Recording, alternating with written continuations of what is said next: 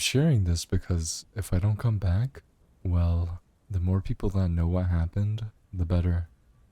Maybe then someone will finally believe us. Every year since our college graduation, my best friend Liz and I would go on vacation together and visit a new city. As we were planning the trip for late summer 2021, she got an email saying she'd earned a free week-long stay at a hotel. She tends to travel a lot for business, so it's not too unusual for her to get a free night every now and then.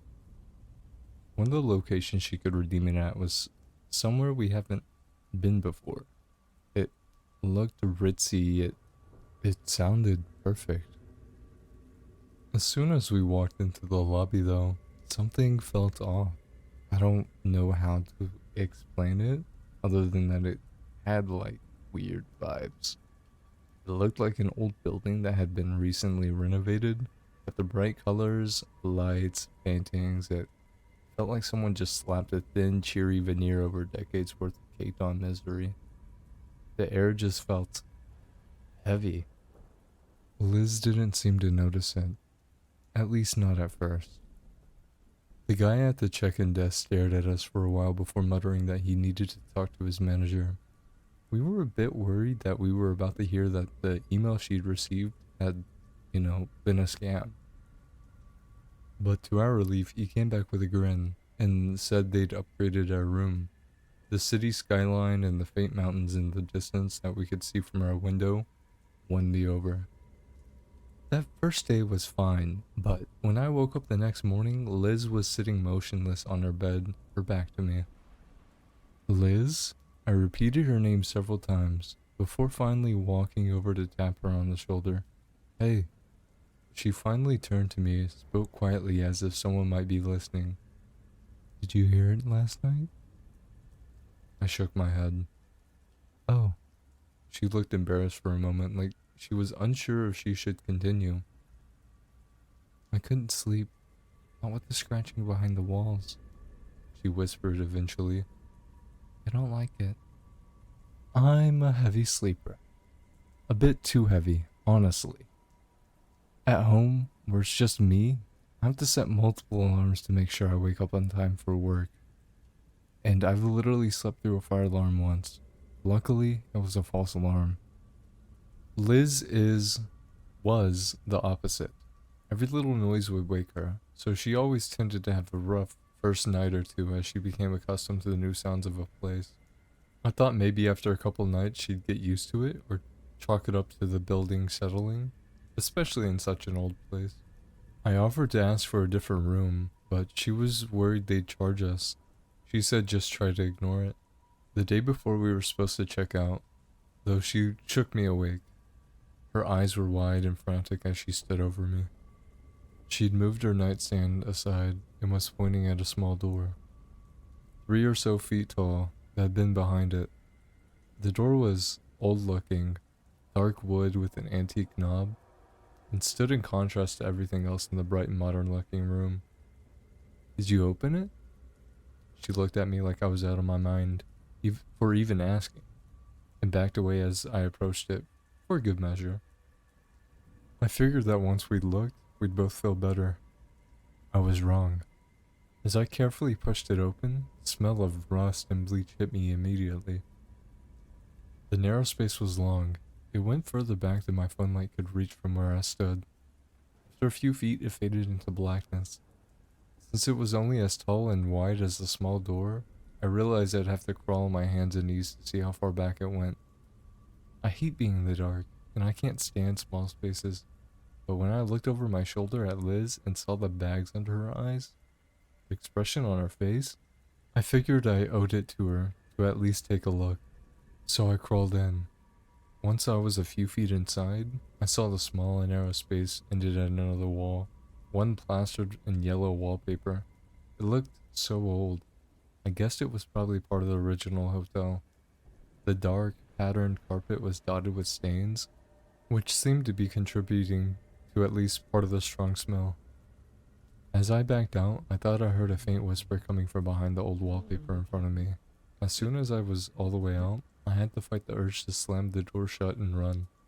It felt so wrong in there.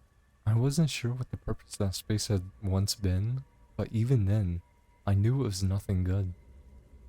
Hey, I whispered as soon as the door was closed, as I tried to nonchalantly move the end table back in front of it. Why don't we pack up? We can find a different hotel for tonight. She seemed a bit calmer, said she could hang in there for the final night.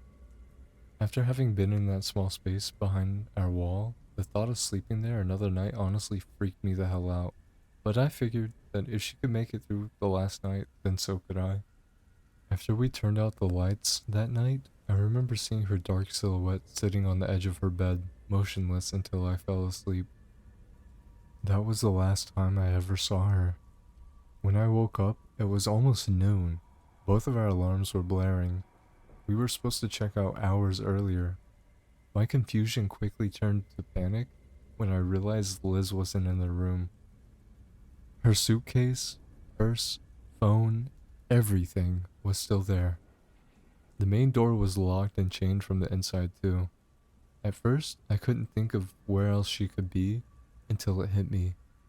There was one place I hadn't checked. The nightstand was still in front of the door, but I was fairly certain it was in a slightly different spot than we had left it the day before. Reluctantly, I slid it aside. Liz? No answer. She wasn't there. I did see, though, what I thought had been a wall was open slightly. I pushed it tentatively and took a sharp breath when I saw it led into a tunnel. It went so far back, far beyond the reach of the beam of my phone light. It looked endless. Liz? I got no response other than my own voice echoing back through the narrow space. I tried to tell myself that it would be okay. I had to go in, especially if Liz had gone in there too. I took a deep breath, nudged the false wall open all the way, and I entered. As I crawled on my hands and knees with my phone ungracefully held between my teeth, I tried to not think about the tight space and the pitch blackness as far as I could see in front of me, or picture what Liz would have been doing down there. I tried to not focus on streaks of nearly dried blood along the floor. I had to keep going. I knew that Liz would do the same for me. I realized that I wasn't even sure how long she'd been gone for. I promised myself the walls were not shrinking around me. It was my imagination. That this dark expanse couldn't go on forever. Eventually the tight darkness would end. I kept repeating it to myself over and over as a mantra, just to keep myself going, to try and distract myself from the feeling of despair that seemed to fill the place. After what felt like an eternity, the tunnel ended, opening into a room without lights or windows, but it was at least large enough that I could stand and stretch out my cramped muscles. All I could make out was wall-to-wall dark, crumbling bricks, and a weak-looking set of stairs that led above and below. It was so quiet there, so eerie. It was easy to forget that I was in a city packed with people, still inside a bustling hotel. When I shined my light upwards into the pitch blackness above my head, I could see the stairs leading to other platforms, like the one I was standing on. It looked like the rooms above and below ours had similar tunnels. The smell of bleach had long been replaced by the scent of mildew and old things. It felt so wrong back there, in a way that I couldn't put my finger on, that I couldn't help but shiver when wondering why it had been designed that way, what it had been used for. I assumed the stairs to the tunnels above me all led to other rooms, so I went down, the protesting metal echoing up into the huge empty space above my head. I finally reached a heavy door, and after being in the dark for so long, the bright sunlight hurt my eyes when I opened it. I was looking to the back alley outside, around the corner from where the hotel seemed to end. The door was covered with the same bricks as the rest of the building. It was so discreet that when I closed it behind me, it blended in perfectly with the outside wall. I remember running back inside and bracing myself against the counter while I tried to convey what I'd found to anyone that would listen. I still have the image in my mind of how the dried blood on my palm stood out starkly on the white marble. It was all I could focus on, as the manager tried to calm me down. He said Liz probably just wandered off. People go off on their own all the time to explore the city, he told me. She'd likely come back later. she never did. I was the one that called the police, and the officer that came out chatted casually with the hotel manager for a long time. They checked the room, I showed him the door, but he didn't seem concerned. He just repeated what the manager said. Maybe she decided to start over and didn't want to be found. I was hysterical, pointing out that her purse and her phone were still in the room. She hadn't even taken her shoes. "It's not uncommon," he told me, leaning in a little too close. A warning less subtle than words was written across his face. "For people to visit a city like this and never leave." I drove around for hours, asking shop owners and people outside if they'd seen her. None of them had. Eventually, I had to go home, back to work. The official story is still that she just left of her own volition. I don't believe it. Neither does her family or fiance. Every so often, he and I would drive up there, just on the off chance that anyone had seen her, but we'd always get the same answer. He's the one that had the idea to book the same room again, see what we could find in the tunnels. He must have called dozens of times. He'd try to make a reservation, ask if room 347 or any of the ones directly above it are available, and they'd always tell him no. We hadn't lost all hope, but we'd certainly lost most of it. Until a few days ago. I recently received an email invite letting me know I'd earned a free week, just like the one that Liz received 2 years ago. I went to check in, and after looking me over, the guy manning the desk said he needed to get his manager. The manager, the same one as before, came out in person, and I was so worried he'd turn me away, but he simply smiled and informed me that my room had been upgraded. I'm sure you can guess my room number. I've been trying to stay awake each night, although after everything that happened, I wouldn't be able to fall asleep here even if I wanted to.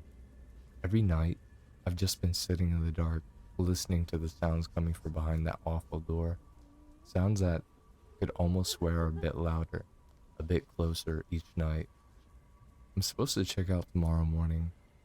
I have a feeling that tonight I'll finally find out what happened to Liz. Wish me luck. I can't believe that a few weeks have passed already. I'm sorry it took so long to get this update posted. Everything that happened has been a lot to process. At first, I didn't even want to write it down.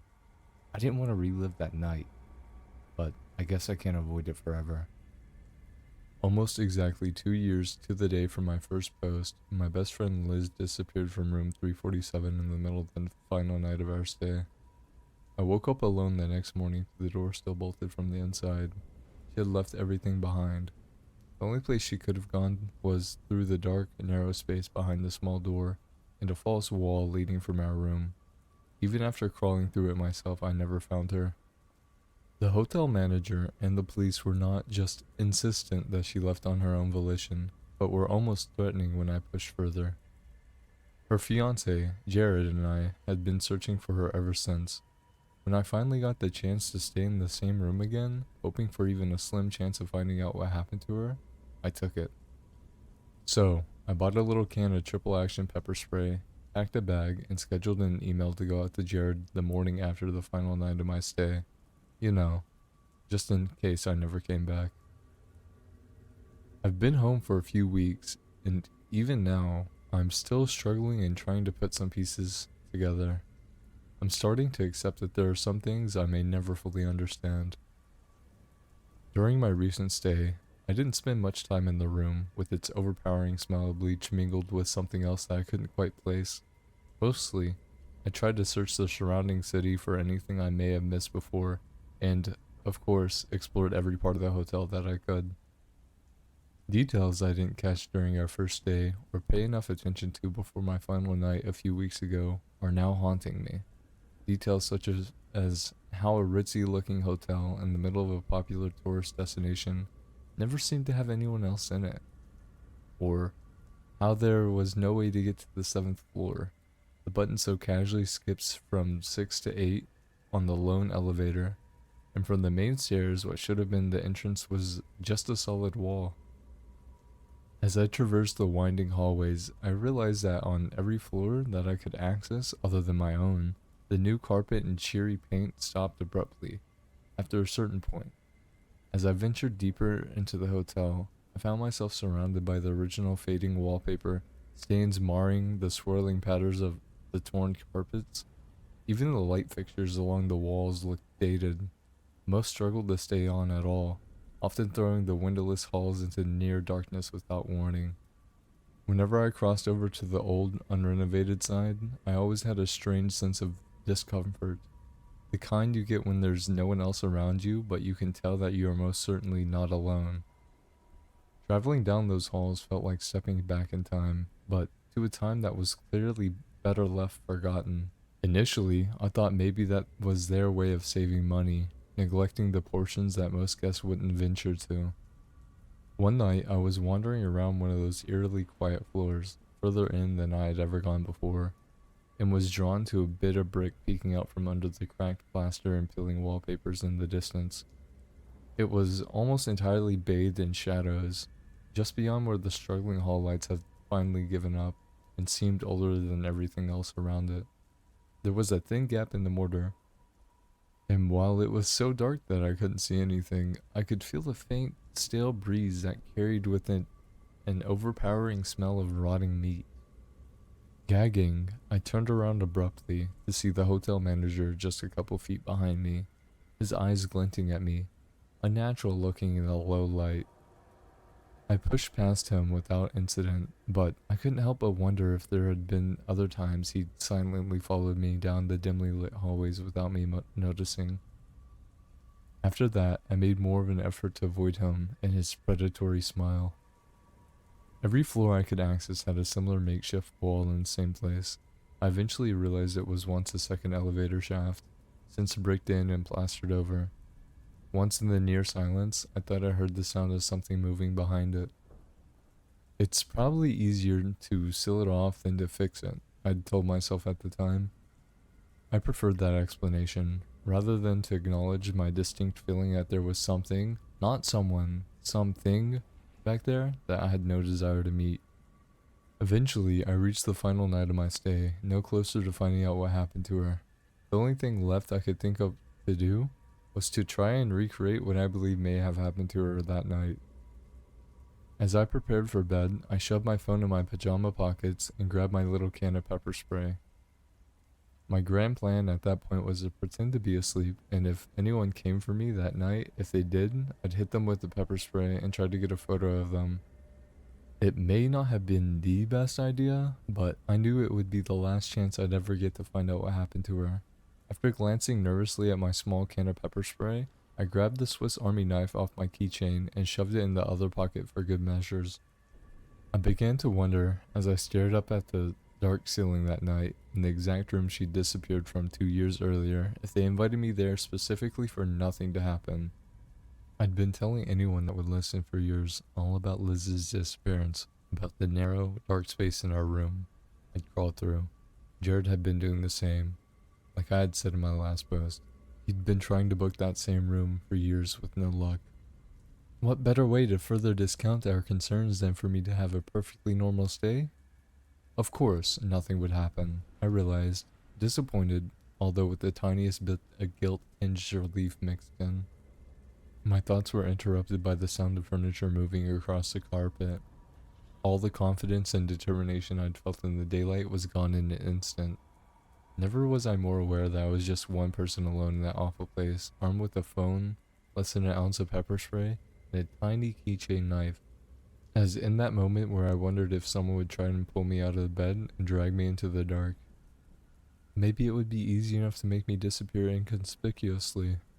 After all, they had my credit card information. What was stopping them from using it a few towns over and then throwing all my luggage in some ditch? As I heard the old hinges of the small door protest, a flurry of jumbled thoughts went through my head as I clutched my little canister to my chest. I had always assumed Liz to be alive and that someone took her out of the room into the tunnel. But what if she hadn't been? What if they killed her? And they did it right here. There had been blood in the small crawl space, enough that had soaked into the carpet that it was still wet by the time I went to look for her. I was in the room with her physically that night, but I'm such a heavy sleeper that she may as well have been alone.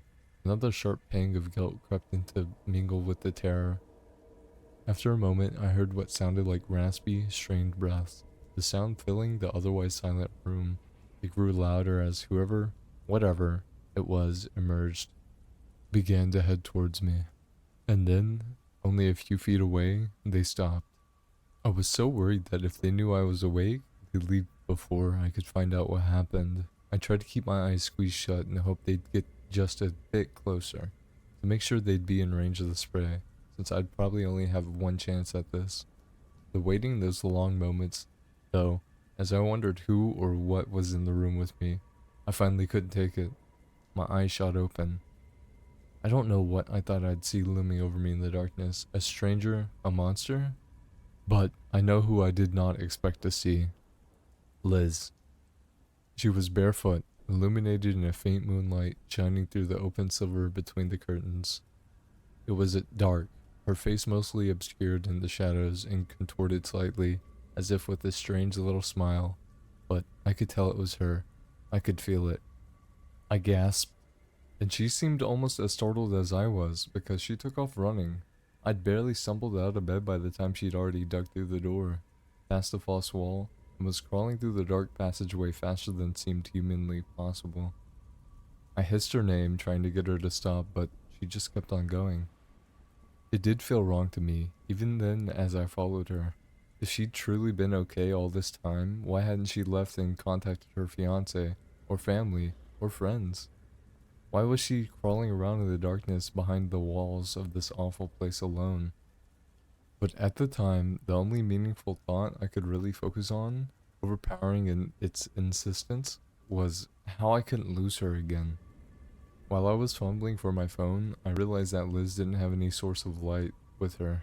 She'd entered the tunnel the same way she'd left through it those years ago, in pitch blackness. As I followed her, I realized what the smell had been in my room that mixed with the bleach had been almost too faint to detect. But there in that tight space, just feet behind her, I recognized it. Earthiness. Death. I knew something was wrong, but we were so close to the exit and I was too focused on getting her out of there. Walking out that door and never coming back. Not for my purse, my shoes, anything. Because I had a very strong suspicion that if I did, we would never leave that hotel again. As we reached the end and stepped out of the cramped space into the familiar back room, I nearly cried in relief. We were only 2 flights of stairs above the exit. We were actually going to make it out, both of us. But she didn't go down. She started to go up. Liz! I pleaded for her to come back. Told her I knew where the exit was, but she continued on as if she hadn't heard me. I pulled at her in desperation. She shook me off with strength I didn't know she possessed. Realizing she wasn't going to stop, I reluctantly followed, thinking she must have known something I didn't, a better way out. It was the only thing that made sense. She'd slowed her pace to allow me to catch up.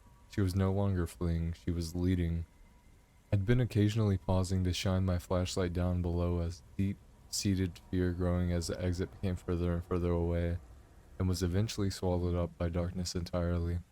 After what felt to my tired legs like a lifetime, she stopped and began to enter another crawl space, heading back deeper into the hotel. I froze. The already intense sense of wrongness overwhelmed me at the thought of going in.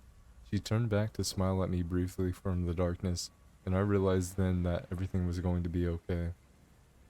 I had found her. I knew that following her was the right thing to do. The new feeling of calm overrode my deep-seated fear of seeing what was on the other side of the tunnel. So I took a deep breath and I found out what was on the 7th floor. I instantly felt much safer than I had anywhere else in that godforsaken place. As we stepped into the immaculate room that the tunnel opened into, this was a good place. Safe. I was suddenly very confident that we were going the right way. I followed her out of the room and down an immaculate hallway to a huge ballroom. Art deco, details, the chandelier. It was beautiful. That much was obvious, even in the dark. I felt an odd sense of excitement at the thought of approaching it, nearly giddy at the sight of elegant golden elevator at the end. The exit, finally. I froze for a moment when I heard the door slam shut somewhere behind me, but no matter how hard I tried to hold on to that concern, the intense feeling of alarm, I couldn't. It was quickly gone beyond my reach. Everything was fine. She stepped into the elevator and smiled at me over her shoulder. I knew that was where I needed to be. I was ready to leave. I was only a few feet behind her when I tripped and fell to the side. I felt around to see what I had tripped over. It was a single shoe, the canvas stiff with long dried blood. When I looked up from it in confusion, I realized that the entire room had changed. The air carried a hint of old things, mildew and despair. The chandelier hung at an odd angle, ruined, rendered dark and useless by decades of neglect. Glass from shattered and now boarded up windows littered the ground. The wooden floor was warped and stained, and the dated wallpaper had almost peeled away. A sense of longing and ruin and sadness radiated through the huge room. I shivered as my beam illuminated what I had fallen into, a group of disintegrated suitcases. Torn clothes and other discarded belongings formed messy piles, encircling what had been minutes ago appeared to be an elevator. With a new sense of horrified clarity, I realized what I had almost stepped into, the open shaft, the one that had been walled up on every other floor. The doors were long gone, leaving only a few feet of damaged flooring between me and the 7-story drop below. Maybe if I had been paying more attention, I would have noticed the sound sooner, the familiar, earthy rot smell on the stale air coming from within it. But I was focused on something snagged on the metal opening. I told myself it couldn't have been Liz's. It couldn't be the Melvin shirt she bought at the concert we went to years ago. The one she had worn to bed that night. It could have been anyone's, because Liz was fine. She was here with me. I heard the sound of something sharp on metal, the awful, ragged breath she had been taking. I shined my flashlight up to see her slowly climb up from the dark gaping pit of the shaft. Her perfectly round eyes reflected back at me like animals, like a predator. Something that evolved in the darkness and could see far better in lightless space than I could ever hope to. What I thought had been a smile, I realized then that it, simply had more teeth than it could comfortably fit in its mouth. The more I stared, frozen, the more I realized how wrong the face, all the details were. I couldn't understand how I didn't see it before. How I could have mistaken that thing for my best friend since childhood. For a brief fleeting moment, I thought the not Liz was the most terrible thing I would see in my life, until I noticed more of them crawling up the shaft behind her. When I saw what they looked like, when they weren't attempting to imitate a person, I was suddenly very aware of the door I had heard open and close behind me moments before. True fear, I've since learned, is seeing something you can barely comprehend, much less hope to outrun, standing between you and the only exit. I realized I was just holding my phone. I'd lost my pepper spray at some point, so I did the first thing I could think of. I shined my phone flashlight towards it, hoping that something so pale, that saw so well in the dark, that it wouldn't be able to handle the bright light. All I managed to do was get a clearer view of the two long limbs and those awful eyes as it continued towards me, unfazed. I fished my tiny knife out of my pocket and ran towards it. I didn't have any other plan. I just knew that I didn't want to die down there in the dark. The haze I'd been trapped in earlier lifted. I became aware that the entire floor smelled like death. Unlike the room downstairs, no one had felt the need to try and mask it with a splash of bleach. Some doors had long fallen off their hinges and formed additional obstacles as they lay splintered. I tried dodging around the thing in the hall, but it managed to grab me, leaving a deep gash in my leg as it tried to pull me to the ground. I stabbed at it until it let go, all the blood, not sure whether it was mine or not, allowed me to slip through its grasp. At the end of the hall was the room we'd entered through, 747, crudely painted on the door. This time around, I realized it was filled with the remains of decaying furniture, along with other things I'd rather forget. I was actually relieved to shove myself back in the tight, lightless passageway, but not as much as when I was stepping out of it. I was only 2 flights from the exit when I heard a chorus of wheezing breaths above me. I made the mistake of looking up, saw so many eyes trained on mine. There was another familiar face among them, wearing his usual predator's grin. I moved as fast as my tired, bleeding legs could carry me. Hearing them quickly close the distance between us was an excellent motivator. I was only a few feet ahead of them by the time I stumbled out the back exit, and I didn't stop running, unsure if they would follow me outside. Finally, I turned back to see nothing was there. I still didn't feel safe until I called Jared, and I was in the car with him almost home. I refused to go to the hospital in that town. I didn't trust anyone. I was so afraid that they'd put me under, take me back to the hotel, and I'd wake up on the 7th floor again. Or maybe I wouldn't wake up at all. So yes, I did make it home. But I wish I had a happier update to give. I still wonder who Liz must have seen in our room that night, who she would have followed so blindly. I try not to think of what must have happened afterwards. It's too painful. I haven't been able to sleep much since I've been home. All I see whenever I close my eyes are those things staring at me from down below the dark hallway of the 7th floor. There's something else that's been keeping me awake too. I had originally booked my reservation with a fake address, but in addition to everything else, I left my purse and ID behind when I fled my room. It's been a few weeks now, but I still can't help but wonder if soon I'll see those perfectly round eyes glinting at me from within the darkness of my own home too.